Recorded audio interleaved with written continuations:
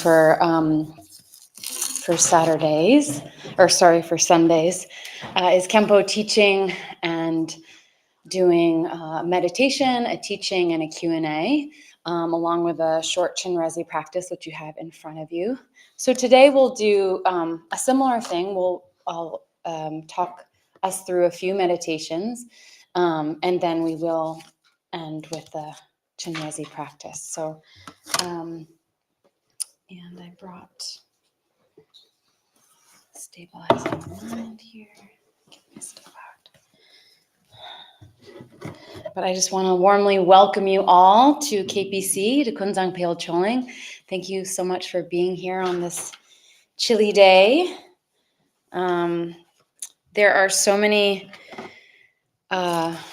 wonderful things to do and see here, including, I'm sure you saw some of the cute animals out front. We got our goats and pigs and a beautiful koi pond over out that way and down the trail with the two red arbors. Really beautiful, and I recommend checking that out. And then if you're wanting to explore or hike a little bit, there's 65 acres of trails across the street. So, and a beautiful statue garden. And there's also a big golden stupa over there and many other stupas, Jetsama's long life stupas over there. Zach, should I put this on? Good. All right. So we'll start with some opening prayers, Gompo, if you want to lead us. It's on the first page of your text in here. So.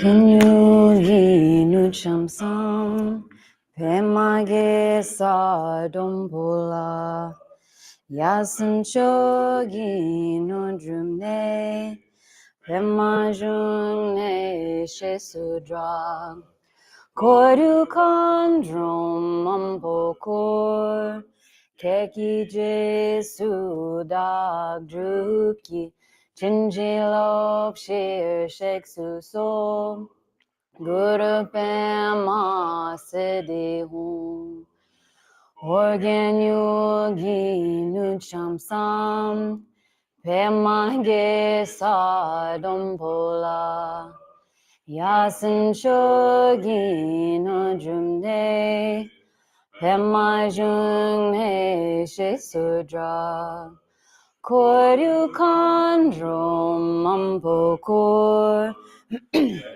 Jesu Dag Druki Jinjilop Shir Sheksu So Guru Pema Siddhi Hum Organ Yogi Nucham Sam Pema Ge Sadam Pola Yasin Chogi Nujumne Pema June Shesudra Kordu Kandrom Mampokor Keki Jesu Dag Druki Jinjilop Shir Sheksu So Guru Pema Siddhi Hum.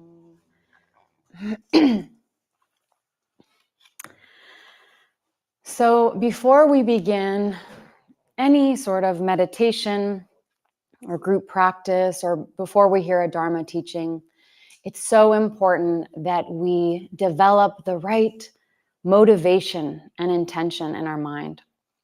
So you might have the intention of, coming here wanting to learn meditation for yourself, for whatever reason it might be, maybe to be more calm in your life, to have more relaxation, to stabilize our minds. But with our proper motivation, we really extend that wish out to all beings. So it comes from this bodhicitta intention, which is the compassionate wish to free all beings from suffering. So with that intention, then we start every activity that we do.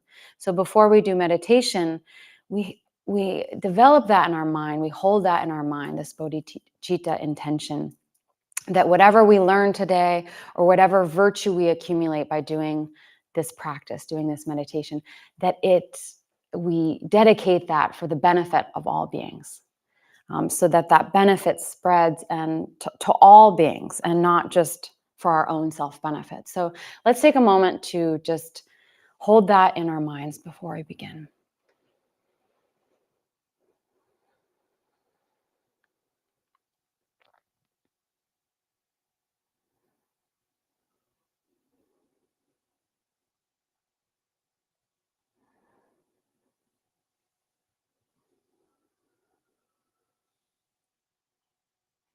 All right. So in this class today, we'll be doing 3 different types of meditation, um, to both stabilize the mind and also open the heart. The first meditation we'll be doing today is called shamatha meditation, or Shine. This is calm abiding meditation. So each week we like to go over, well, what is meditation? What's the point? Why are we doing this? What is the purpose of meditation? What is the true purpose? Because we hear this a lot, meditation. It almost can be a little trendy. Lowers your blood pressure. It, helps you relax. It helps you, it's a stress reliever. And it is all of those things. But the true purpose of meditation is to create more spaciousness in our mind, more stability in our mind. So meditation is the natural state of our mind when it's relaxed, when it's stable and open. And it also trains our mind to be more wakeful and alert. So if we think about all the ways we care for ourselves, maybe we take vitamins every day, maybe we work out to keep our muscles strong. But what do we do for our minds? How do we care for our minds? And maybe we haven't even thought about that. Maybe we think, oh, wow, this is a new concept, caring for our minds, really giving our minds true rest. And we can think about all the things in our modern lives that are constantly demanding our attention, constantly kind of distracting our focus, We're jumping from one thing to the next, to the next, to the next. And there's so many things that are just incoming all the time. And, the state of the world, the anxiety that produces just every day, what new thing is going to happen, and having to deal with that compounded stress and anxiety. So meditation really allows us to have that pause, to have that break, to know that no matter what is happening, these wild waves of things happening around us all the time, deep down below the surface of those waves, of all that activity, all that stress, deep down below, there's that stillness and the calm in the bottom of the ocean. And so we have to know that we always have access to that space, to that calm and that spaciousness in our mind. But we have to train our minds to have that stability. It doesn't happen overnight. And meditation is kind of a long view game, so to speak. You really see the benefits when we show up again and again to do this. So just again, like any muscle in our body, we can use this muscle again and again, and it can be easier to create this spaciousness and to react to everything that happens in our life with a spacious mind. So meditation really helps our mind be less reactive, less inflamed. And then we can respond appropriately and with less, stress, anger, whatever it is, anxiety in our mind. And it really can help us balance our emotions in such an unsettling time that we're living in. So meditation is also so important embarking on the Buddhist path, because it's really the first step in developing bodhicitta. Again, that compassionate wish to free all beings from suffering. Because if we're so in our world, if our mind's so inflamed, we're so involved in our emotions and our reactions and everything, how can we possibly think of benefiting others? How can we possibly think of, you know, okay, well, how must they feel? How can I help relieve their suffering? How can I um, get beyond myself? If we're so inflamed and reactive. Um, so it's really, we really need that stability of mind to develop bodhicitta in our hearts. And I brought the book Stabilizing the Mind today, and this is the text that I'm using today is all based off of our teacher Jetsama Akal Lamo's book Stabilizing the Mind, which is all going over this shamatha meditation, this calm abiding meditation. So I'll just brought a few quotes today, but I love this one, kind of in relationship to the craziness of our lives. We have a habit of not being able to break away from the entrancement of our lives. And that just says it all, we're so consumed. And so it's a gift, it's a blessing to have moments of meditation. And today we're doing we're sitting down, we're doing a much more formal meditation. But this is something, the techniques today, this is something that you can use and take with you anywhere. And you don't have to sit down and, I'm going to do 45 minutes and be like a meditation hero. You can just start with where you're at. You can start with 30 seconds because sometimes our days are so crazy that we might only have an extra minute, or we might linger in the car a little bit longer before we get out to do our, task or whatever, or we're waiting in line. It's these moments of awareness that we can start weaving throughout our day. So, we can know that we can be empowered to do this whenever we recognize, okay, I'm going to take a moment. So one more thing I wanted to touch on that with one of these quotes was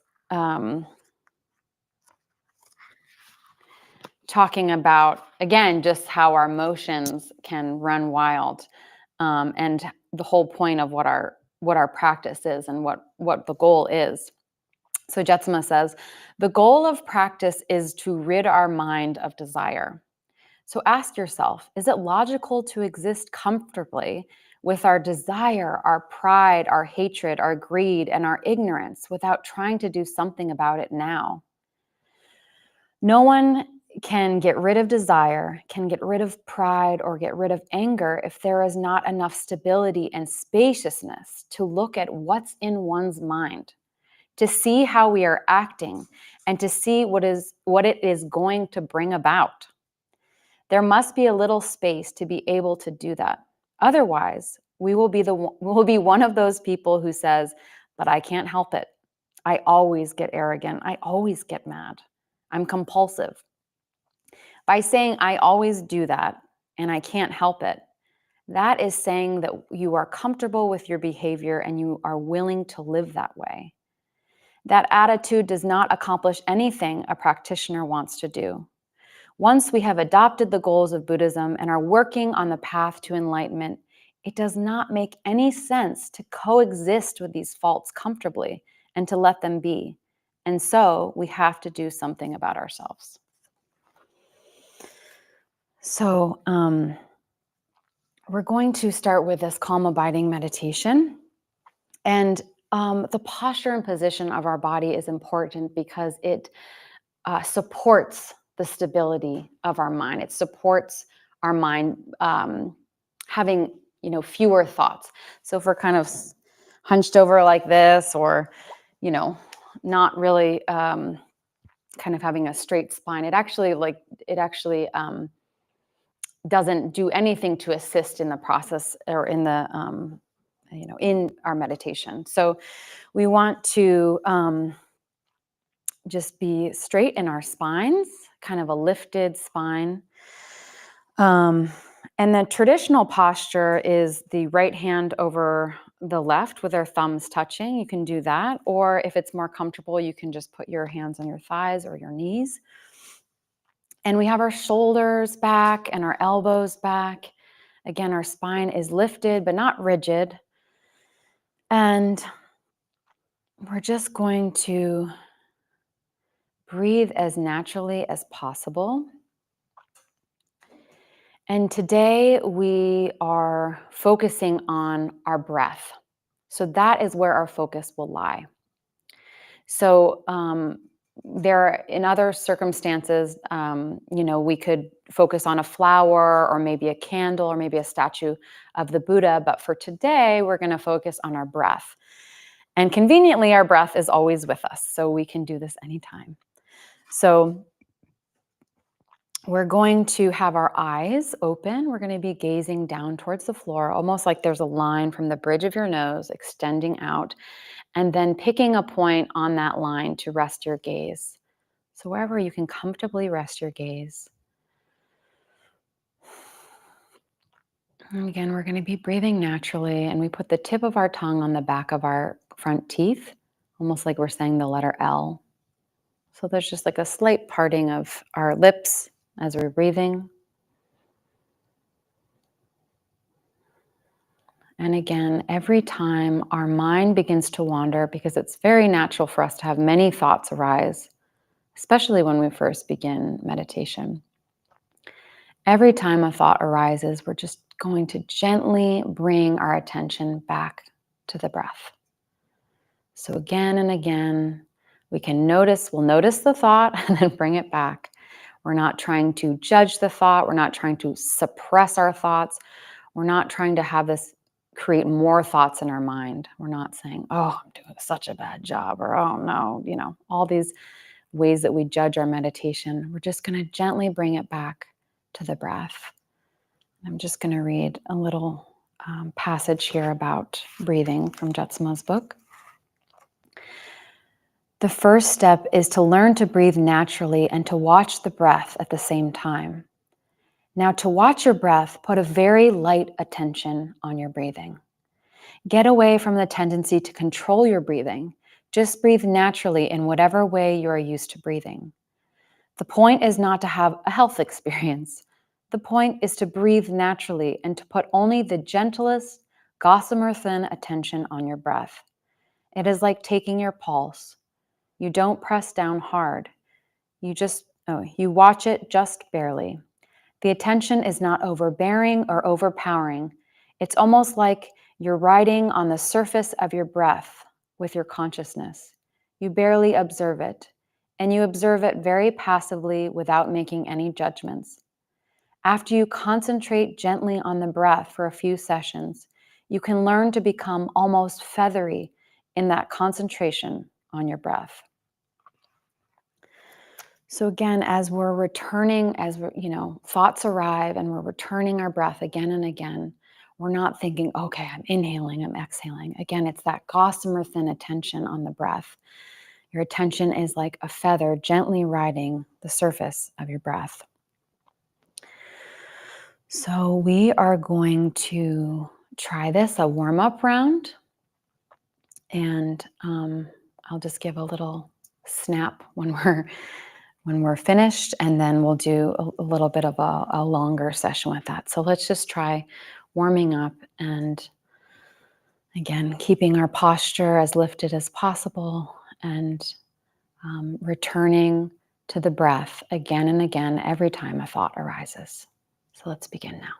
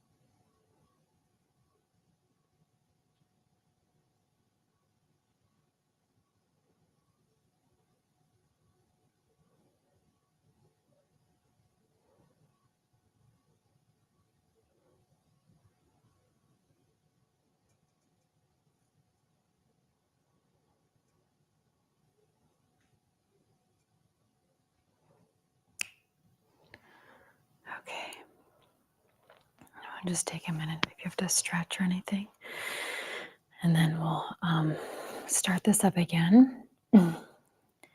If you find that your mind feels very busy today, Jetsama talks about using visualization to help. So we can imagine like tongs picking up the thought and throwing the thought out, tossing the thought away, or scissors cutting the thought. So sometimes our mind just feels so wild or busy. We can use visualization to help in that way. And again, no matter, a lot of times, a laundry list of chores or things to do can come up in our mind. But again, just return back. So, I'm really hungry for lunch. Just turn back. Is the world ending? Just turn back. No, just kidding. Any worries or stresses or anything we have, just keep coming back to the breath again and again. So we can be gentle with ourselves and kind to ourselves. We're not punishing ourselves for having a busy mind. That's not the point of meditation. And really, the teachers, all these great masters who teach about meditation, tell us not to judge our meditation or compare it from a meditation that we had maybe the day before, the next day. Oh, I felt so blissful this day and I felt so distracted this day. It's really not the point. And the point of meditation is not to feel good and then have a meditation that doesn't make you feel good. The whole point is stability and spaciousness in our mind. So if we remember that, we can just move on after every meditation, no matter what the result was. We just do our best to return to the breath again and again. That's the only thing we have to do. So let's try this again for a little longer. I'm going to bring out my timer here. And we'll just extend our time. And again, if you are new to meditation, you can start with a minute, 2 minutes, and then extend your meditation as you go. It's never recommended to start just like with again, 45-minute or an hour meditation if you're just beginning. So this has a little gong on it. Let's see what. Okay, so we're going to try a longer one now. Here we go, and you'll hear this little start. It's very quiet. There we go. Again, your attention is like a feather gently riding the surface of your breath. Keep your posture lifted, your eyes gazing down toward the floor, and the tip of your tongue on the back of your front teeth, like you're saying the letter L. And then just breathe naturally.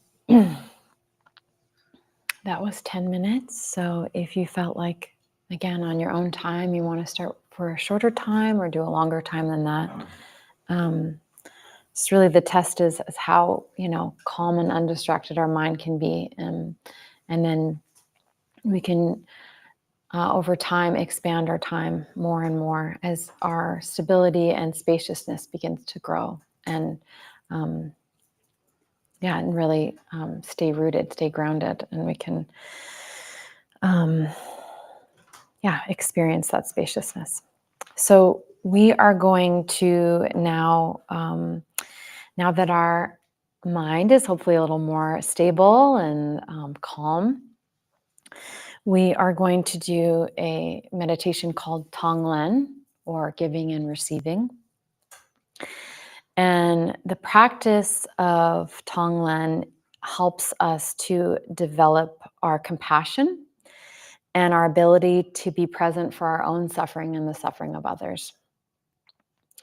So this practice trains us to use the energy of loving kindness to open our hearts to the suffering of others and transform that into well-being.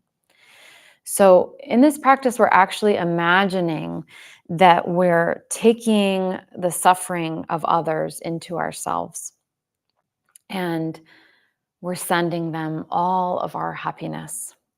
So this is a mental exercise. We're not necessarily just taking all their suffering on and taking it away. I wish it was that easy. But it's a practice that will help us to gradually cease to cherish ourselves over others. So it's helping us to expand and develop a stronger wish to benefit beings and to view all beings with a deeper sense of equanimity. So,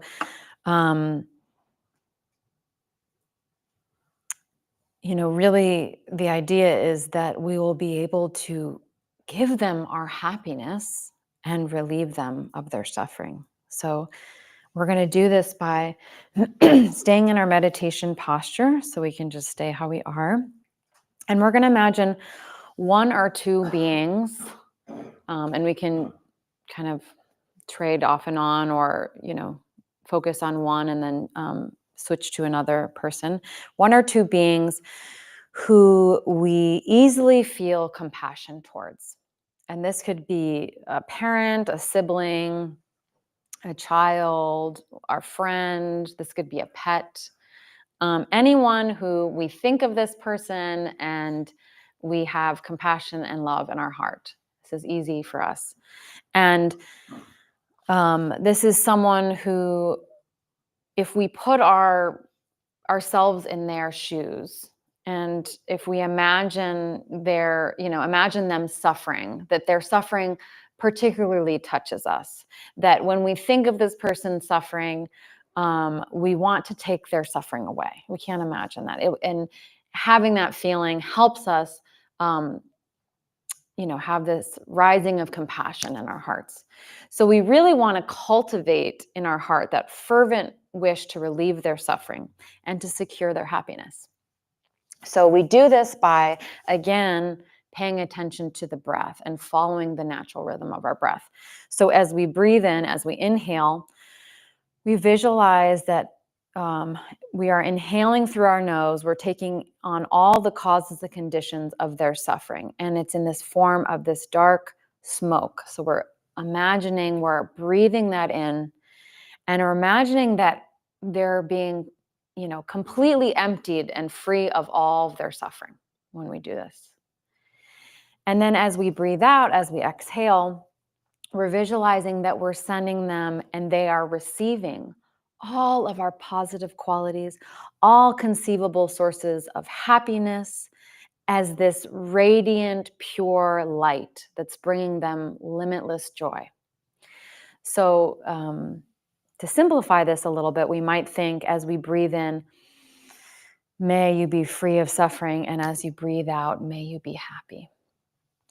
So we're going to try our best to do this. And again, really imagining, okay, if this person was suffering, and standing in their shoes, oh, I want to relieve all that suffering. I want to take it away, and I want to give them all my happiness and joy.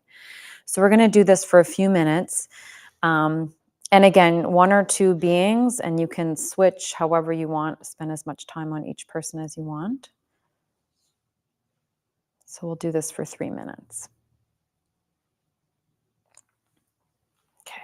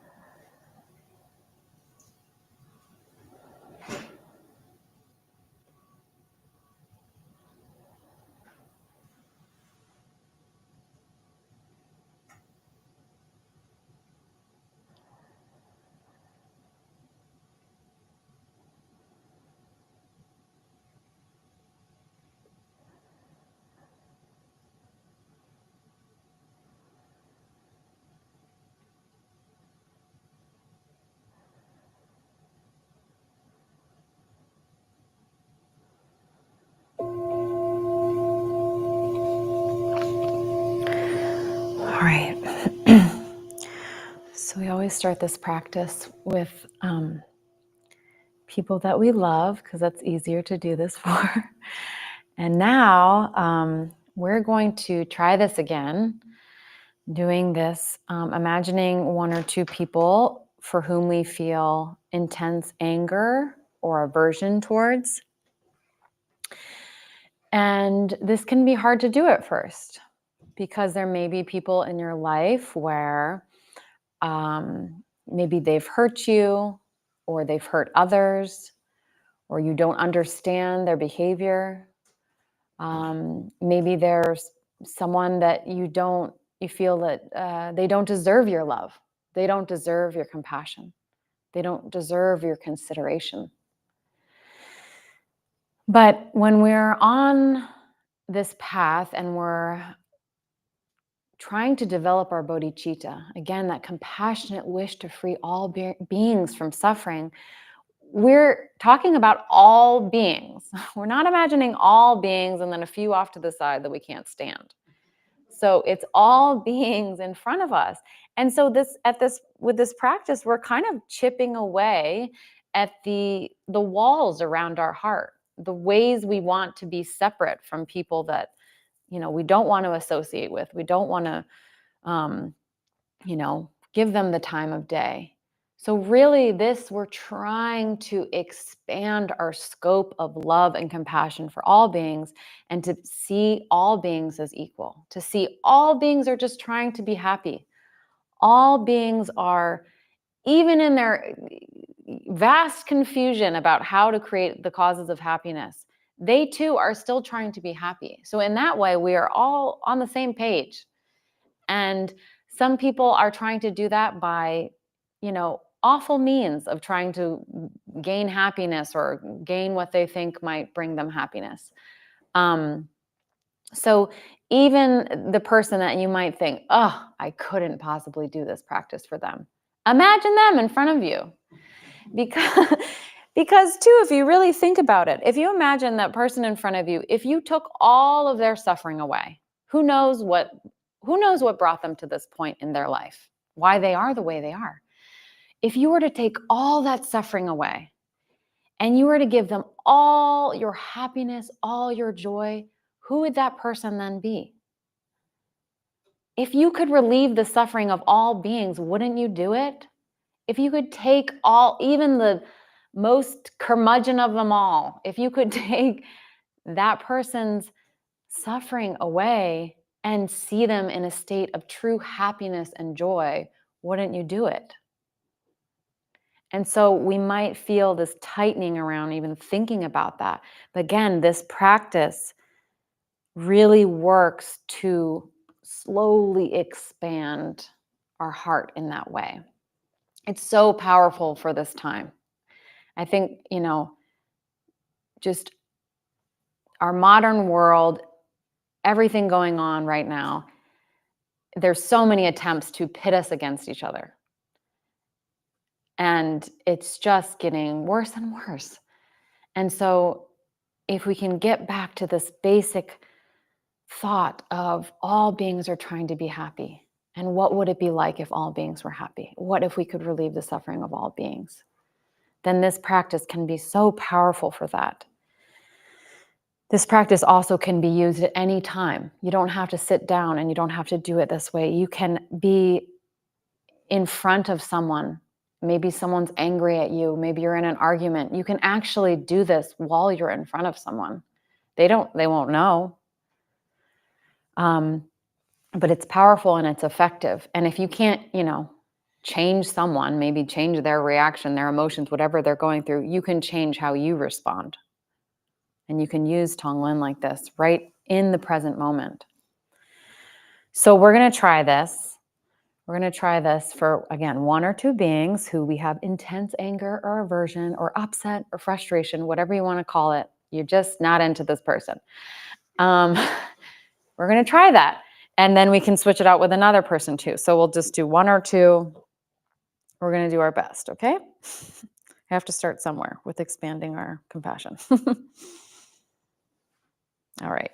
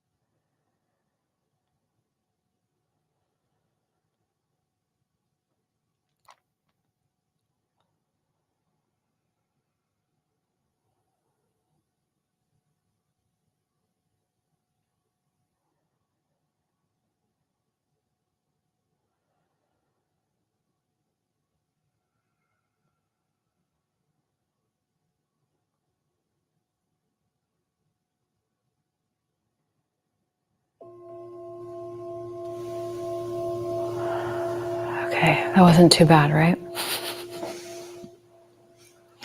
So now here's the bonus challenge. We're going to imagine just extending that out a little bit more.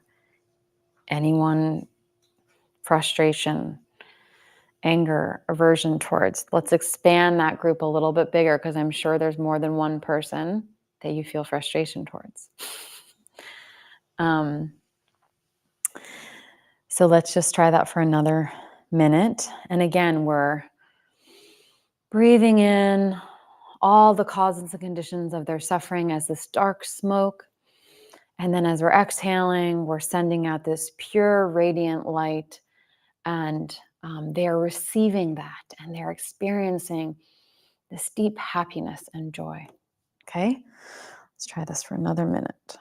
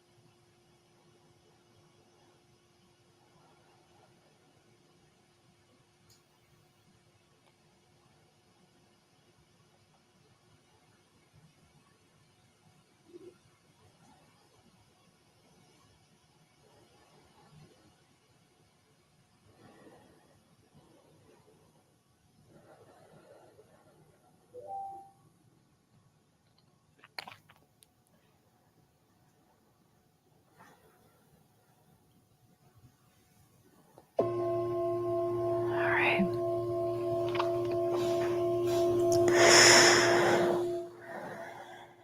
And for our last visualization, this is really the biggest intention and goal with this is to, again, extend our happiness and joy to all beings. So we're going to imagine that we are taking in the suffering, all the causes and conditions for suffering of all beings, and then sending them out all of our love and compassion and joy as this radiant light. So we're going to imagine, again, we're extending this out to all beings. And this is really, about embracing all beings with our compassion and all of existence. So we're going as far as we can with this one. Again, this is something we can do that can help us with this visualization of imagining all beings. Sometimes, I don't know if you've, been in a big stadium before, or imagine, a huge group of people. That's a really great place to do Tonglen, when you actually can see so many people around you like that. Or maybe you're in a busy doctor's office or something, and imagining, I'm taking all the, the pain or the sickness or the suffering of everyone here and giving them all my compassion and love. So we can use this all the time, wherever we are. So again, let's try to imagine all beings. We're taking the suffering of all beings and giving them our love and compassion. So we'll try this for another minute.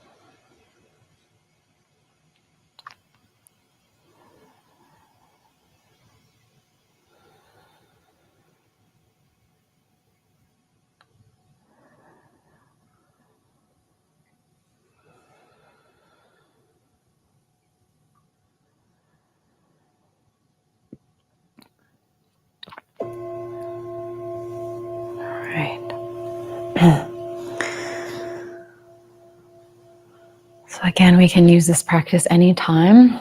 It's almost like we're a giant filter for all of the suffering in the world, and then giving all that compassion out. So Um, I think this is also a great practice when we're feeling just anxious about the state of the world, and needing a place to use that energy, like wanting to do something to make a difference. Sometimes we have all this energy and we don't know what to do with that energy, with that nervous energy or that fear. And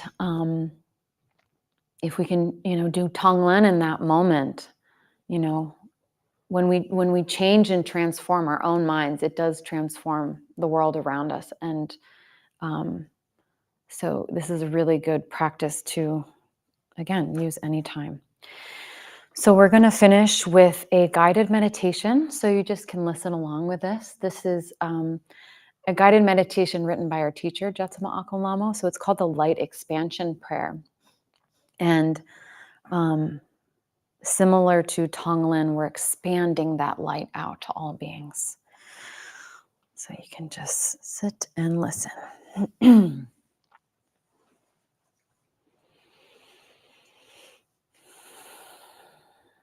Let us become still. Take a deep breath and let it out slowly. Again.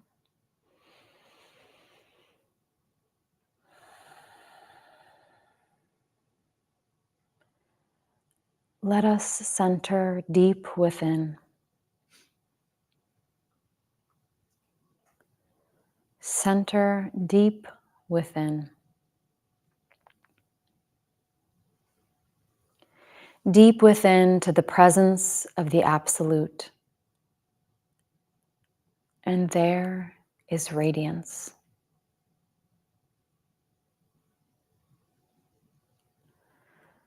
The presence of the Absolute increases and expands to embrace the physical body.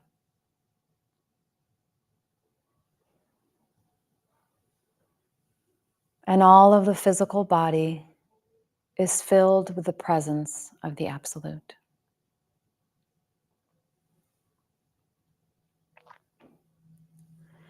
The presence of the Absolute increases and expands to fill our beings on all dimensions. And all that we are is filled with the radiance of the Absolute.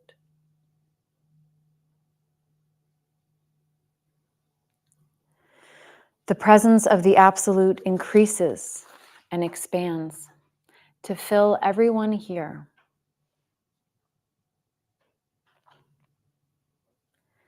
And everyone here on all dimensions is filled with the presence of the Absolute.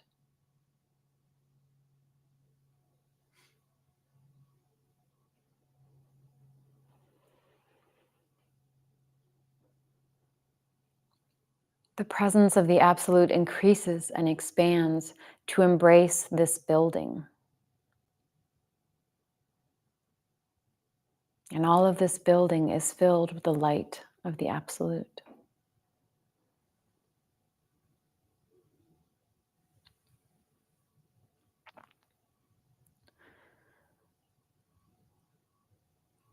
The presence of the Absolute increases and expands to embrace this nation. And the government of this nation is filled with the radiance of the Absolute. And the people of this nation are one life.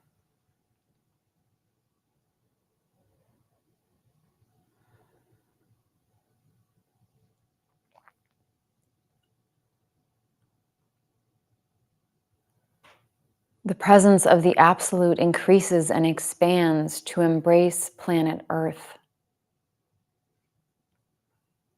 All nations and all governments are filled with the presence of the Absolute. And there is peace. And the 8 billion are one life, radiant.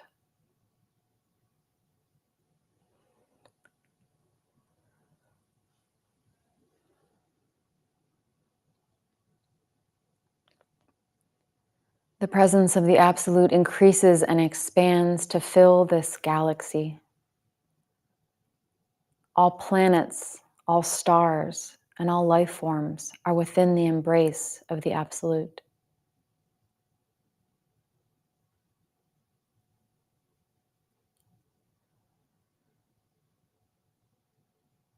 The presence of the Absolute increases and expands to embrace the universe.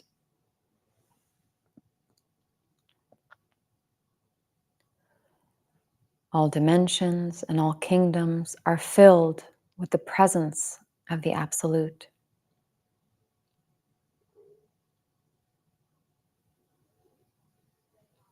And in all the universe, there is only one life.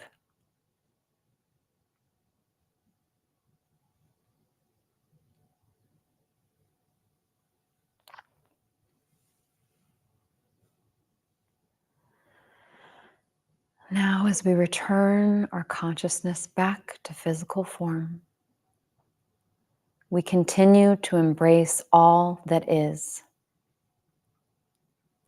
and to know union, that we are one.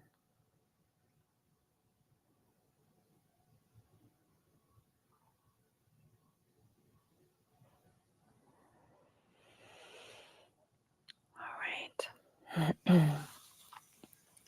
We are going to finish today's class with a short Chenrezig practice. So you have your handout here. And there also will be dedication on the back that we'll do for. So Gompo will lead us. So we'll do this in English. Home in the Northwest country of Odiana, born in the pollen heart of a lotus, endowed with the most marvelous spiritual attainments, you are renowned as the lotus born, surrounded by a retinue of many dakinis. Following in your footsteps, I pray to you, please come forth and grant your blessings. Guru Pema Siddhi Hum, Om Ahum Benza Pema Siddhi Hum. Your 1,000 arms are the 1,000 universal monarchs. Your 1,000 eyes are 1,000 Buddhas of this fortunate age. You who teach each and every one of us according to our needs. Lord Avalokiteshvara, to you I pay homage. Om Mani Padme Hum Hri, Om Mani Padme Hum Hri, Om Mani Padme Hum Hri. Om Mani Padme Hum Hri, Om Mani Padme Hum Hri. Om Mani Padme Hum Hri, Om Mani Padme Hum Hri, Om Mani Padme Hum Hri,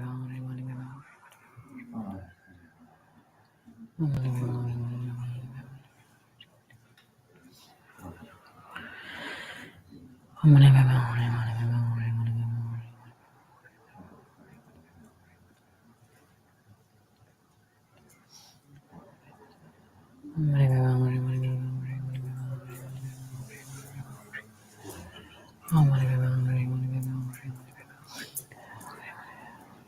Om Mani Padme Hum Hri.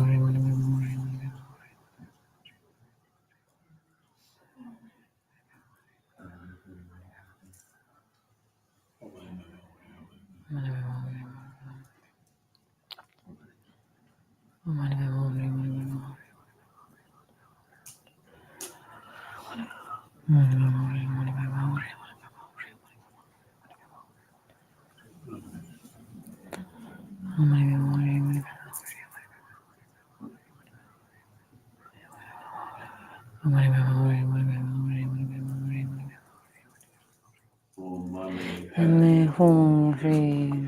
Then on the backside.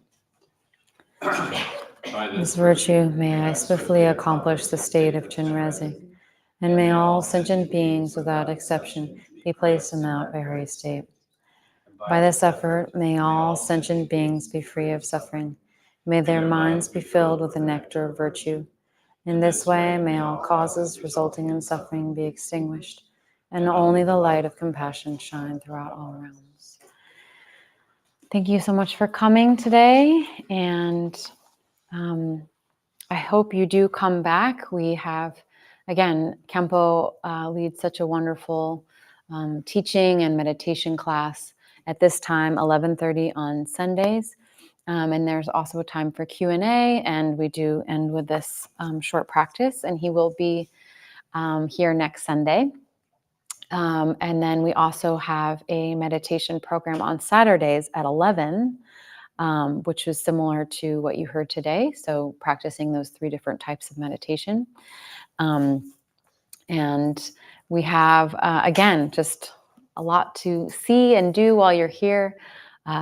And many different, we have like a map of across the street, and some information cards in the entranceway.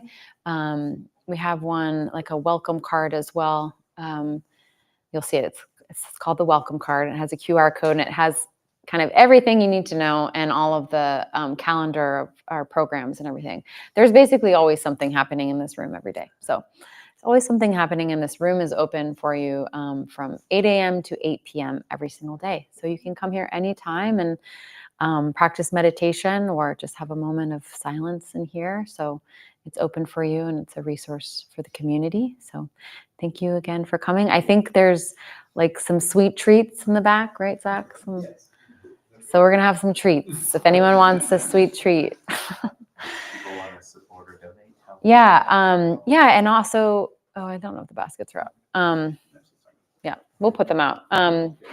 So if you'd like to make a donation to KPC today for the teaching, the meditation practice, that's always encouraged. So this whole place is run by the generosity of your donations. That's how we continue to keep our doors open here and offer this place to the community. So I encourage you today, if you'd like, you can make a donation to KPC. So thank you so much. I think, is that all of the... 40 years. Yeah, and we are celebrating our 40th anniversary. It just was this past year. So there's been 40 years of unceasing prayer in this room. We've had a 24-hour prayer vigil in this room for 40 years unbroken, meaning that there's always someone in here doing a prayer shift. Every 2 hours, it switches out to the next person, and we do this all throughout the night. So you have like a 2 to 4 a.m. prayer shift, a 4 to 6 a.m. prayer shift. So all night. So when you come here, there will always at least be one person in here praying for peace in the world, doing practice. And then in the evenings, we also have large group practices as well. So I'm okay. Thank you. I think I'm sugared out after the holidays, but thank you. All right. Thank you all. If you'd like to take this whiskey, Yeah. All right. I'm going to